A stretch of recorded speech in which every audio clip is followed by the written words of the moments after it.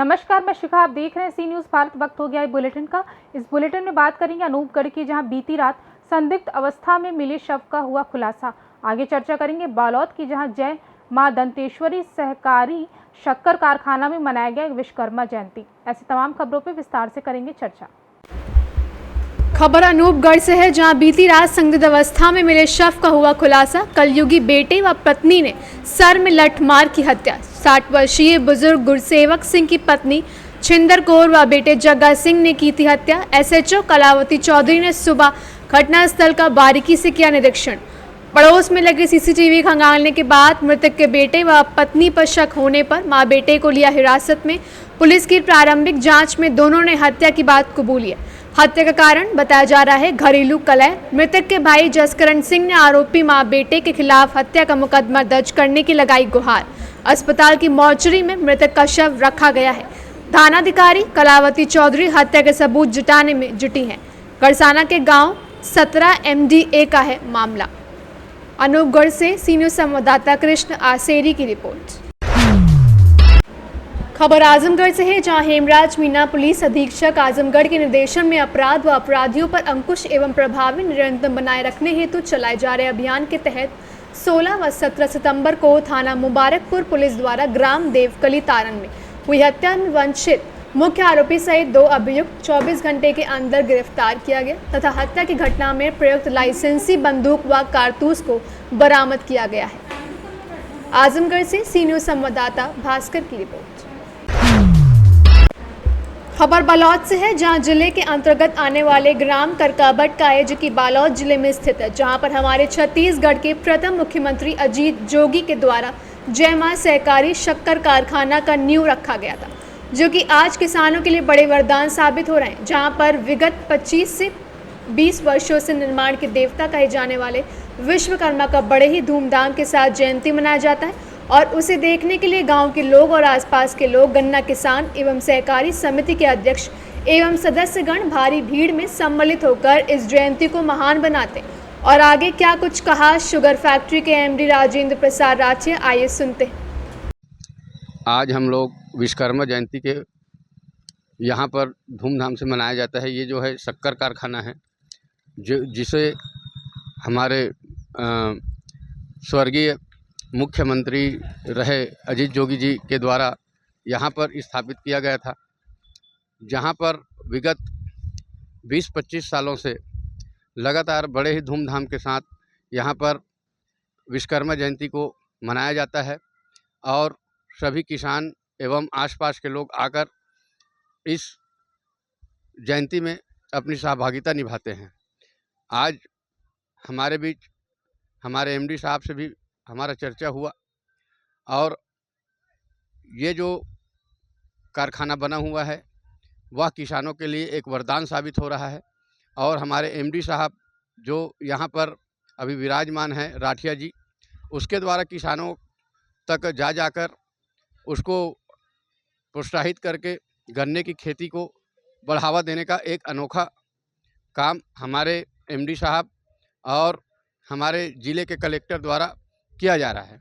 बात इस वर्ष भी 17 सितंबर को भगवान विश्वकर्मा जयंती मनाया जाता है, क्योंकि भगवान विश्वकर्मा जयंती को शिल्पकार भगवान और जितने भी औद्योगिक मशीनी का भगवान माना जाता है। इसीलिए हमारे सभी कर्मचारी बड़े उसका आराध्य देव के रूप में पूजा करते हैं और उन्हीं की आशीर्वाद से जो पूरे कारखाना संचालन के आशीर्वाद प्राप्त करते हैं। इसलिए प्रतिवर्ष भांति बड़े कर्मचारी सभी हर्षोल्लास के साथ इस कार्यक्रम को भगवान विश्वकर्मा जयंती के उपलक्ष्य में मनाते हैं। जी, और क्या क्या विशेष तौर पे यहाँ पर तैयारी किया गया है सर विश्वकर्मा पूजा के पावन अवसर पर, जो आम जनता के लिए भी? विशेष रूप में तो पूजा का आयोजन किया गया है।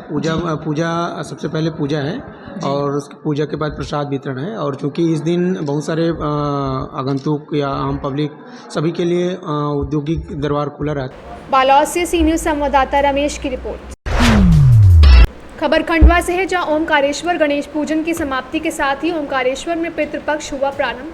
श्राद्ध श्रद्धा से किया जाना चाहिए, जिससे पितरों को शांति मिलती है तथा परिवार में सुख समृद्धि का आशीर्वाद पितृ देते हैं। पंडित दुर्गेश पचौरी ने कहा, श्राद्ध पूर्णिमा से प्रारंभ हो चुका है। 16 दिवस तक जो भी शांत होते हैं। तीसरे वर्ष परिजन उन्हें पितृ मानते हुए श्राद्ध में मिलाते हैं और गरुड़ पुराण मार्कंडेय पुराण में उल्लेख है कि श्राद्ध करना चाहिए। श्राद्ध 12 प्रकार के बताए गए हैं, इसमें तर्पण का भी आया है जिक्र। तीर्थ यात्रा का भी वर्णन हुआ है। श्राद्ध पक्ष शुरू होते ही पितरों की शांति के निमित्त श्राद्ध हर किसी को करना चाहिए। पितरों की तृप्ति के लिए 16 दिन का तर्पण कार्य रखा जाता है और इससे पितरों को तृप्ति मिलती है। इसमें ऋषि तर्पण, पितृ तर्पण और देव तर्पण होता है और विधिवत पूजन से आज से ये कार्यक्रम प्रारंभ किया गया ओमकारेश्वर के नागर घाट पर। वैसे घाट पर जगह जगह सभी ब्राह्मण लोग ये तर्पण कार्य करवाते हैं और यहाँ भगत लोग आते हैं और तर्पण का कार्य करते हैं। प्रत्येक मनुष्य को अपने पितरों की शांति के लिए करना चाहिए। प्रत्येक मनुष्य को अपने पितरों की शांति के लिए ये कर्म करना अनिवार्य है। इससे अपने घर की समृद्धि को भी प्राप्त होता है और सुख समृद्धि सभी प्राप्त होती है। पितरों का आशीर्वाद भी पितरों का आशीर्वाद मिलता है। आपका परिचय? देवेंद्र शर्मा, ओमकारेश्वर जी। ओमकारेश्वर में श्राद्ध पक्ष चालू हो गया है और ये किनको करना चाहिए और इससे क्या फ़ायदे हैं? मात श्री नर्मदे हर। श्राद्ध पक्ष आज पूर्णिमा से प्रारंभ हो चुका है, जो 16 दिवस तक जो भी पितृ शांत होते हैं तीसरे वर्ष में उनको श्राद्ध में मिलाया जाता है। और गरुड़ पुराण और मार्कंडेय पुराण में आया है कि श्राद्ध करना चाहिए। श्राद्ध 12 प्रकार के बताए हैं, जिसमें तर्पण का भी आया है, तीर्थ यात्रा का भी आया है, पार्वण श्राद्ध इत्यादि ऐसे 12 तरह के श्राद्ध हैं, वो हर किसी को करना चाहिए। तर्पण एक विषय ऐसा है कि नित्य करने का है, पंच महायज्ञ में से नित्य किया जाता है, तो विशेषकर नहीं कर सकते हैं तो कम से कम ये 16 दिन जरूर करना चाहिए।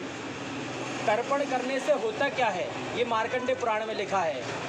ऐश्वर्य, धन, वैभव, यश, कीर्ति, लाभ, मोक्ष तक इससे प्राप्त होता है, वंश वृद्धि होती है, हमारे जो भी कार्य रुकते हैं वो संपूर्ण होते हैं। इसीलिए पितृपक्ष में ज़्यादा नहीं कर सकते हैं तो तर्पण विशेष रूप से करना चाहिए और इसमें पितरों का विशेष रूप से करना चाहिए। श्राद्ध वही है जो श्रद्धा से किया जाता है, वही श्राद्ध है। मात नर्मदे। खंडवा से सीनियर संवाददाता ललित की रिपोर्ट। खबर रेवाड़ी से है, जहां केंद्रीय राज्य मंत्री राव इंद्रजीत सिंह का वर्षों पुराना सीएम बनने का सपना बहरहाल अभी सपना ही दिखाई देता है।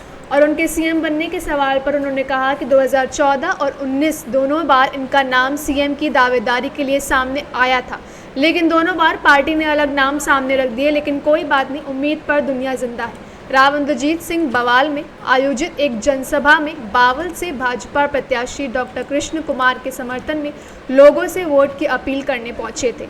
मेलन है, क्या मैसेज दिया है? मैसेज यही दिया है कि भारतीय जनता पार्टी के कैंडिडेट को आप जिताओ। कृष्ण कुमार डॉक्टर हमारे कैंडिडेट हैं। आज के दिन कमल इन्हीं के हाथ के अंदर है। भारतीय पार्टी ने सर्वे करके और फिर ये कैंडिडेट का सिलेक्शन किया है और जब पार्टी ने सिलेक्शन कर दिया है तो सारा मतभेद भुला करके सभी को इनके साथ लगना है। यही मैंने लोगों से निवेदन किया है। लोकसभा चुनाव में लीड घटकर अभी भी आपने बताया कि 24-25 हज़ार के लगभग रह गई थी पावर में। इस बार विधानसभा चुनाव में कैसे रिकवरी होगी? देखो, ये मैं सिर्फ विधानसभा की बात नहीं कर रहा, हरियाणा के अंदर भी जो लोग कुछ हमारे से रुष्ट पुष्ट हो गए थे, आज के दिन उतना उनके दिमाग के अंदर रोष नहीं है जितना कि आज से 4 महीने पहले लोकसभा के टाइम के ऊपर था। तो मैं समझता हूँ कि जहाँ काम लेना होता है हरियाणा सरकार से, उसके बारे में ख्याल करते हुए और अपने गुस्सा को भुलाते हुए ये लोग उतनी ही वोट डालेंगे जो कि 19 के अंदर मेरे लिए डाले थे। आज राव इंद्रजीत सिंह आए थे आपके समर्थन में, क्या पूरा रिस्पॉन्स नज़र आ रहा है आपको?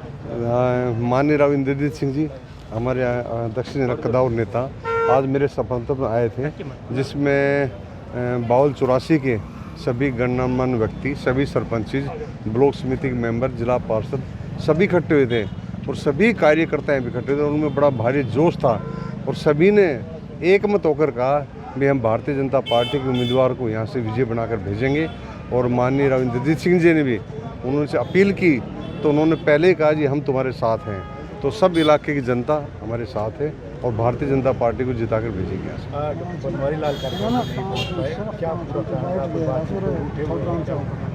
नहीं, ये डॉक्टर बनवा ले जाएंगे, उनमें निजी मामला है। हमने तकरीबन पार्टी के सभी पदाधिकारियों को, कार्यकर्ताओं को अपनी तरफ से मैसेज दिया, तो हो सकता है कोई काम हो। रेवाड़ी से सी न्यूज़ संवाददाता चैन सिंह की रिपोर्ट। खबर बलरामपुर से, जहां श्री विश्वकर्मा सेवा समिति संस्थान के तत्वाधान में विश्वकर्मा पूजा समारोह व शोभा यात्रा एवं भव्य भंडारा हुआ। विश्वकर्मा पूजा समारोह में विश्वकर्मा समाज के कई नामचीन हस्तियां भी शामिल हुई। विशिष्ट अतिथि डॉक्टर पवन कुमार शर्मा, प्राचार्य, मुख्य अतिथि पूर्व विधायक शैलेश कुमार सिंह उपस्थित हुए। में विश्वकर्मा समाज के लोगों के द्वारा शोभा यात्रा निकाली गई एवं विधि विधान से भगवान विश्वकर्मा की पूजा अर्चना के तत्पश्चात समारोह आयोजित हुआ। शिवबरन विश्वकर्मा ने भगवान विश्वकर्मा की महिमा पर विद्युत प्रकाश डाला तथा वर्तमान सामाजिक स्थिति पर भी चर्चा हुई। वहीं अध्यक्ष विजय शर्मा, संरक्षक धर्मराज विश्वकर्मा, प्रबंधक शिव कुमार विश्वकर्मा, समाज सेवक विजय पाल विश्वकर्मा, कोषाध्यक्ष डॉक्टर राम विलास विश्वकर्मा, पशुपालन विभाग जिला अध्यक्ष महामंत्री विजय बहादुर विश्वकर्मा, मंत्री सोनू विश्वकर्मा, अयोध्या प्रसाद विश्वकर्मा, पत्रकार जयप्रकाश विश्वकर्मा, सुनील विश्वकर्मा, राधेश्याम विश्वकर्मा, एडवोकेट राहुल विश्वकर्मा, सेवा समिति संस्थान के अथक प्रयास से कार्यक्रम सफल हुआ। इस अवसर पर काफी संख्या में लोग उपस्थित हुए। बलरामपुर पचपेड़वा से सी न्यूज़ संवाददाता अजय कुमार आर्य की रिपोर्ट। खबर बिहार के बगहा से, जहां सहोदरा थाना क्षेत्र के बनबैरिया गांव के पास सोमवार को बाघ के हमले में इनरदेव महतो की मौत हो गई, जिससे पूरे इलाके में दहशत फैल गई। इनरदेव महतो सुबह 5 बजे अपनी बकरियां चराने के लिए खेतों की ओर गए थे।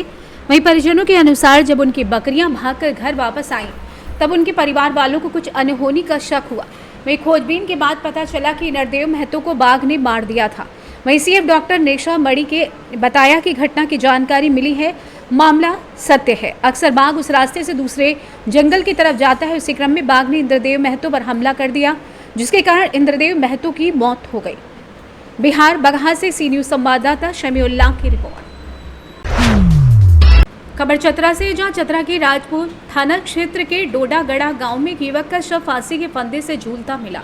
मृतक युवक का नाम वासुदेव सिंह, 32 वर्षीय पुत्र अनिल सिंह है। ग्रामीण बताते हैं कि पति पत्नी में अक्सर लड़ाई झगड़ा होता रहता था। इसी से तंग आकर अनिल ने बीती रात फांसी लगा ली, जिससे उसकी मौत हो गई। घटना की जानकारी मिलते ही थाना प्रभारी संदीप कुमार मौके पर पहुंचकर शव को कब्जे में लेते हुए पोस्टमार्टम के लिए सदर अस्पताल चतरा भेज दिया है। हालांकि शव जिस स्थिति में फंदे से लटका था, उससे स्पष्ट होता है कि युवक ने फांसी नहीं लगाई, बल्कि उसे मारने के बाद साक्ष्य छुपाने के उद्देश्य से फांसी लगाकर आत्महत्या का रूप देने का प्रयास किया गया। हालांकि पुलिस हत्या अथवा आत्महत्या दोनों को आधार बनाकर मामले की जाँच करने में जुटी हुई है। आइए जानते हैं इस विषय में सुधीर कुमार का क्या कुछ कहना था। कल शाम का मामला है। हालांकि कल दिन में ही इन लोग वापस में कहासुनी किया था घर में ही, और बाद में इन लोगों ने अपना कहासुनी खत्म होने के बाद हमको खबर मिला था कि ऐसे ऐसे झगड़ा उगड़ा हुआ है। तो हमने कहा कि ठीक है, अगर शांत हो जाते हैं तो शांति रहेगी, कोई दिक्कत नहीं है, वो आपसी झगड़ा है, अपने से समेट लो।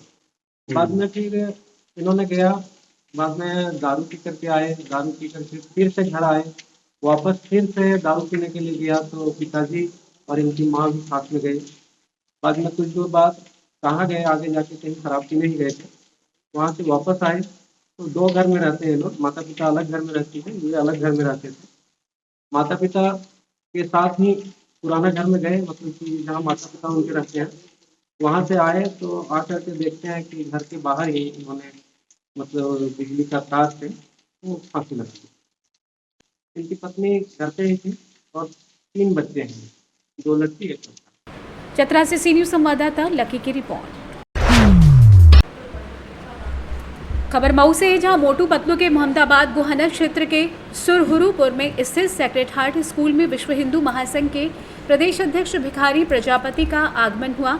बता दें कि अवैधनाथ महाराज की पुण्यतिथि पर प्रदेश अध्यक्ष भिखारी प्रजापति का विश्व हिंदू महासंघ के जनपद मौके पर कार्यकर्ताओं ने फूल माला पहनाकर स्वागत किया। विश्व हिंदू महासंघ के प्रदेश अध्यक्ष भिखारी प्रजापति ने कहा कि बांग्लादेश मुस्लिम देश है, वहां का प्रधानमंत्री, राष्ट्रपति, सेना नायक, जज मुस्लिम है और वहां पर हिंदुओं पर हुए अत्याचार को लेकर विश्व हिंदू महासंघ में प्रधानमंत्री और राष्ट्रपति को ज्ञापन सौंपा। विश्व हिंदू महासंघ बांग्लादेश में हिंदुओं पर हुए अत्याचार की पूरी तरीके से निंदा करता है। विश्व हिंदू महासंघ के मंडल प्रभारी आशुतोष सिंह ने कहा कि इस संगठन हिंदू को जोड़ने का कार्य करता है। आइए जानते हैं इस विषय में मंडल प्रभारी आशुतोष सिंह ने और क्या कुछ कहा। कार्यक्रम था, कौन आए थे आज विश्व हिंदू महासंघ के प्रदेश अध्यक्ष श्री भिखारी प्रजापति जी आए थे। आज सामाजिक समरसता के ध्वजारोहक अवैधनाथ जी की पुण्यतिथि थी, जिस अवसर पर विश्व हिंदू महासंघ के प्रदेश अध्यक्ष श्री भिखारी प्रजापति जी आए और मऊ जनपद के समस्त कार्यकर्ता आए, जिसको बड़े धूमधाम से हम लोग मनाया। हिंदुओं को एग्जिट करने की बात की गई है, हो पाएंगे?